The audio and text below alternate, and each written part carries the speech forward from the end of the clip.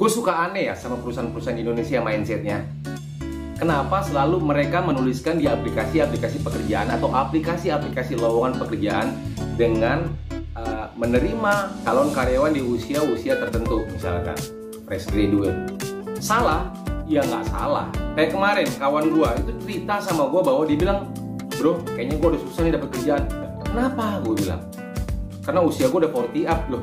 Apa masalahnya 40 up? Gue bilang, kalau logikanya orang yang bekerja di korporasi dan orang yang bekerja di pemerintahan, misalkan pejabat negara di level menteri gitu misalkan, kita tahu bahwa orang yang bekerja di level menteri banyak yang berusia 50 tahun ke atas. Apa masalahnya? Kenapa mereka masih diterima gitu loh? Produktifkah mereka? Gua setuju bro, apa yang lo katakan tadi itu udah benar. Jadi memang perusahaan-perusahaan di Indonesia harus memiliki toleransi untuk para pencari kerja yang usianya 40 up, 40 tahun ke atas. Namun ada standaritas maupun kriteria level-level tertentu. Itu udah pasti. Tapi memang perusahaan juga nggak bisa disalahkan bro. Karena apa? Karena perusahaan memiliki standaritas tertentu. Misalkan dia mempekerjakan orang yang fresh graduate atau orang yang baru lulus kuliah.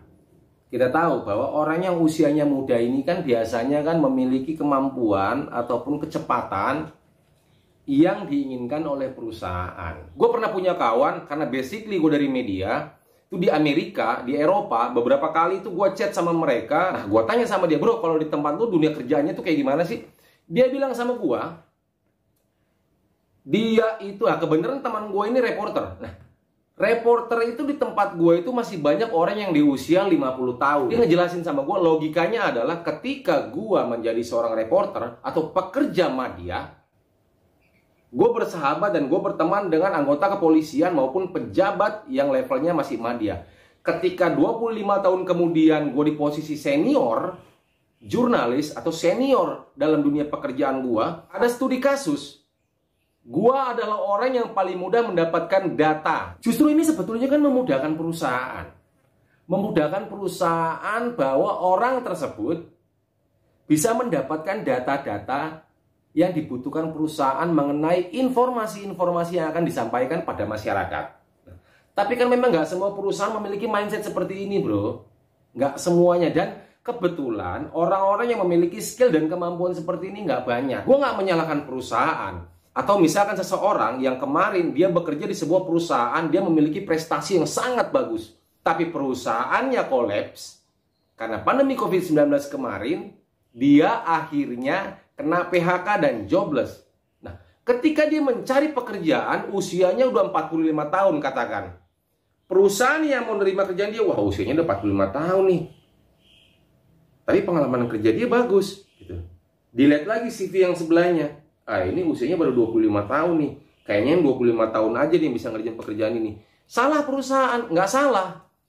Tapi menurut gua, kasih kesempatan buat orang-orang yang memiliki kemampuan dan kapasitas bagus untuk mengerjakan pekerjaan-pekerjaan tertentu. Kalau perusahaan-perusahaan atau korporasi-korporasi mempekerjakan pekerja-pekerja yang muda, memang sekarang sudah waktunya Indonesia dipegang sama anak-anak muda bro.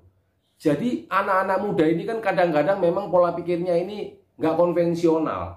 Mereka memiliki terobosan-terobosan baru yang kadang-kadang orang tua tuh suka, apa sih ini, kadang-kadang ini anak muda ini mau bikin apa ini, cah kentir ini. Nah, gue punya kawan, dia sudah bekerja di top level, sangat top level, di perusahaan multi internasional.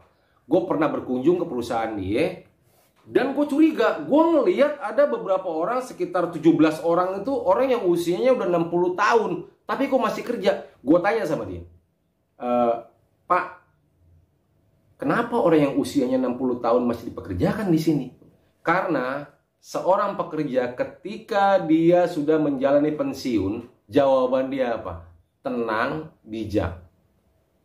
Mas muda, perusahaan kami ini berdiri dari susah payah, kerja keras, sehingga kami menghargai pekerja-pekerja kami yang telah berjasa puluhan tahun di tempat kami.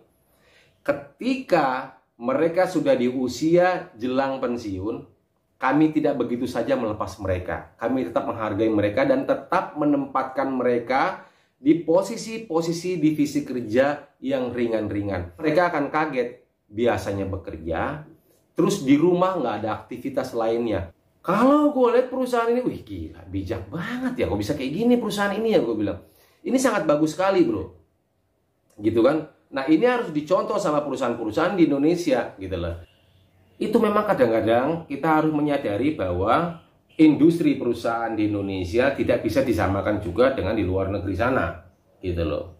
Seperti yang lu bilang tadi, adanya perusahaan multi internasional tadi, itu sangat bagus sekali bahwa orang yang sudah menginjak fase pensiun ketika jadi rumah, dia pasti akan mengalami post power syndrome bro.